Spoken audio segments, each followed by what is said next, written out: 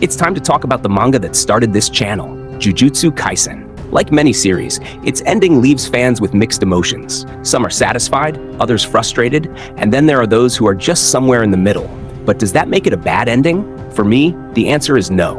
Yuji's journey comes full circle, and he finally finds what he's been searching for all along, an answer to what dying means to him. Of course, no ending can satisfy everyone. But I think the dissatisfaction really stems more from the final arc of the Shinjuku battle than the conclusion itself. This arc gave us some incredible moments, but it also left much to be desired. So let's break down the 5 biggest issues with this final stretch of Jujutsu Kaisen. If there's one thing that stood out about this arc, it's that the fight against Sukuna drags on. I get it. This is the climactic showdown we've all been waiting for, but there's a difference between a fight that builds tension and one that overstays its welcome. We really only get 2 key battles. The Takaba and Yuta team up against Kenjaku, and then Sukuna versus everyone else. Takaba and Yuta's fight is exciting but short-lived. Kenjaku's always been an intriguing antagonist, but his presence feels overshadowed by the sheer chaos of everything else going on. And don't even get me started on Hakari's fight. It had so much potential, but fell flat. I can only hope the anime does a better job with it. But then we have Gojo versus Sukuna, which, don't get me wrong, is a masterpiece. This fight is easily one of the best battles in anime history, an absolute spectacle from start to finish. But once it's over, things start to go downhill. Sukuna continues to face off against Kashimo, Higuruma, and eventually Yuji. But none of these fights really come close to the tension or excitement of the Gojo showdown. Kashimo and Higuruma in particular feel like missed opportunities. They never seem to pose any real threat to Sukuna, and because of that, their fights lack the weight they should have. What would have been more interesting is if they teamed up and took on Sukuna together. Now, that could have created some genuine stakes. Instead, we get 2 individual battles that don't bring much to the table, dragging out the arc unnecessarily. Next, let's talk about Yuji's power-up. This is probably one of the most divisive parts of the entire arc. The contrast between Yuji and Sukuna, one who values life and the other who sees it as disposable, gives their final confrontation plenty of emotional weight. But how did Yuji suddenly become so powerful?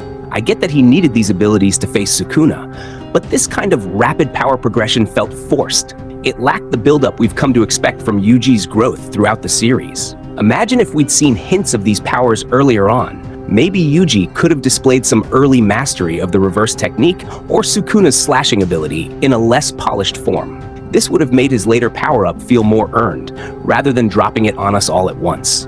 His development feels rushed, which undercuts the intensity of his final battle with Sukuna. Now, binding vows are an interesting concept in Jujutsu Kaisen, but in this final arc, they start to feel like a crutch. Every time Sukuna gets backed into a corner, bam, another binding vow saves him. The vow he uses to take down Gojo with the world-cutting slash is handled well, but the others, they're just too convoluted. There comes a point when you start to feel like there are no real consequences. Sukuna always has a trick up his sleeve, and it gets repetitive. I remember joking with a friend saying, "Don't worry, Sukuna will make another vow to trade his ability to shrine with his feet for 10 minutes, and he'll be fine." It kills the tension when you know the characters have a get-out-of-jail-free card they can use whenever the stakes get too high. This over-reliance on binding vows cheapens the sense of danger, and by the end, it feels like a storytelling shortcut rather than a clever tactic. Let's talk about Megumi. His return was something we were all anticipating. But when it finally happens, his character shift feels a bit too sudden. Megumi goes from wanting to die to suddenly deciding to fight for himself again, and it happens almost immediately after a conversation with Yuji. Now, I'm all for emotional character moments, and Yuji's understanding of Megumi's pain is beautifully done, but the transition felt rushed. We've seen Megumi struggle with his inner demons for a long time, and it would have been more believable if his change of heart had developed more gradually over the course of the battle. A longer, more meaningful exchange between the 2 characters would have given his decision more weight. That said, their interaction is still a highlight of the arc. No one expected Yuji to respond the way he did, and it added a layer of depth to their friendship. But overall, Megumi's character arc deserved more time to breathe. Finally, let's address the resurrection of Nobara. Gojo's resurrection during his fight with Toji had deep significance. It represented his rebirth and awakening as a character. But Nobara's return feels more like fan service than anything else.